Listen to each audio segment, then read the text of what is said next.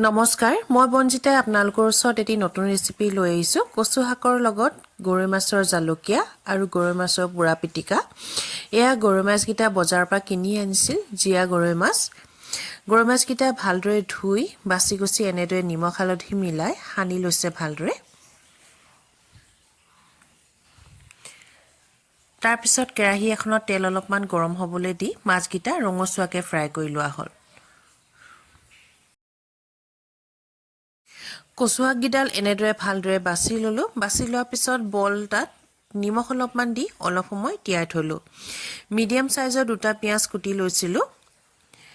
মাছ ভাজি থাকোঁতে ৰৈ যোৱা তেলখিনিতে পিঁয়াজকেইটা দি অলপ সময় এনেদৰে লৰাই থাকিলোঁ তাতে জোখ অনুসাৰে হালধি আৰু নিমখ দি আকৌ অলপমান লৰাই দিলোঁ তাৰপিছত তাতে জালুক এচামুচ দি দিছোঁ আকৌ অলপমান ভালদৰে লৰাই লোৱাৰ পিছত কুটি থোৱা কচুখিনি তাতে দি দিছোঁ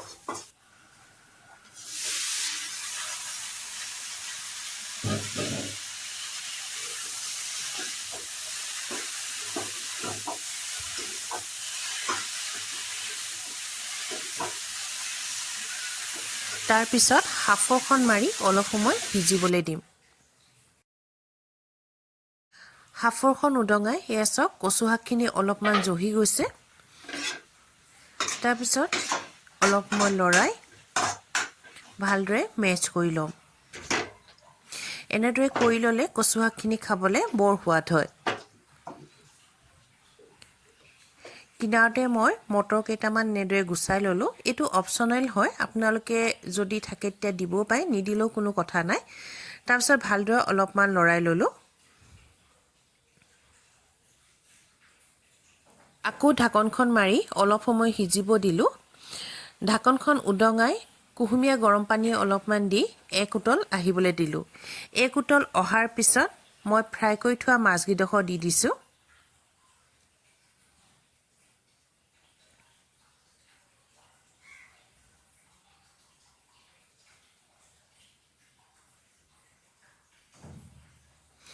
মাছকেইডোখৰ দিয়াৰ পিছত প্ৰায় 5-10 মিনিটমান আপোনালোকে সিজিবলৈ দিব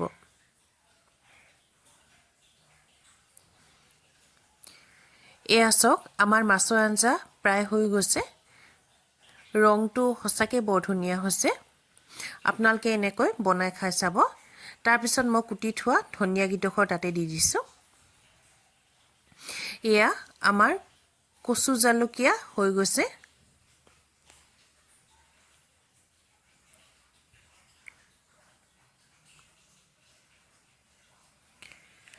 তাৰপিছত কিনাৰতে মই মাছ দুজনী এনেদৰে পুৰি ল'লোঁ পুৰাৰ পিছত এয়া দেখিছেনে পুৰা অংশখিনি এনেদৰে কটাৰীয়ে চুচি এনেদৰে অঁতৰাই ল'ব আপোনালোকে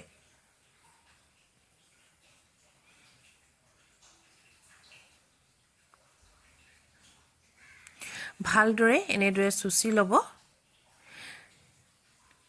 তাৰপিছত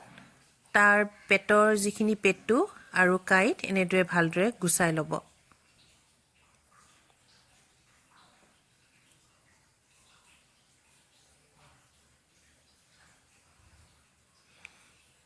পুৰা মাছ মোৰ কিন্তু বৰ প্ৰিয় আপোনালোকে কোনে কোনে খাই ভাল পায় কমেণ্টত জনাব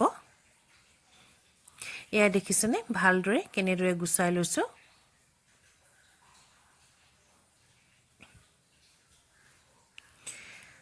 তাৰপিছতে প্লেট এখনতে ধনিয়া কেইডালমান নেমু এডোখৰ জলকীয়া 4টা আৰু নিমখ আৰু লগতে তেল অলপমান দি লৈছোঁ পুৰা মাছ পিটিকিবৰ কাৰণে বিশেষ তাৰপিছত মই গোটেইখিনি ভালদৰে এনেদৰে কুচিকৈ কাটি লওঁ গৰৈ মাছ পিটিকিবৰ কাৰণে বিশেষ বস্তু প্ৰয়োজন নহয় এইখিনি বস্তুৱে যথেষ্ট আপোনালোকে এনেদৰে ঘৰত বনাই খাই চাব আমাৰ অসমীয়া সকলোৰে প্ৰিয় নহয় জানো গৰৈ মাছ পোৰা পিটিকা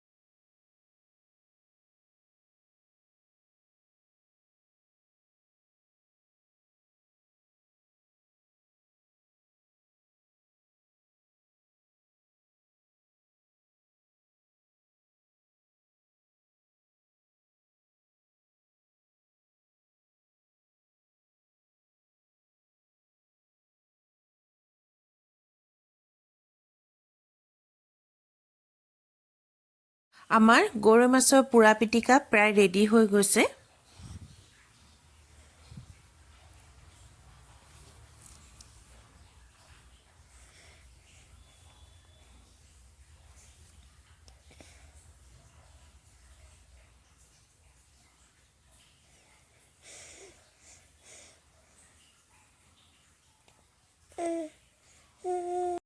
কচু শাকৰ লগত গৰৈ মাছৰ জালুকীয়া আৰু গৰৈ মাছৰ যদি পোৰা পিটিকা হয় তেন্তে থালিখনৰ সোৱাদেই বেলেগ।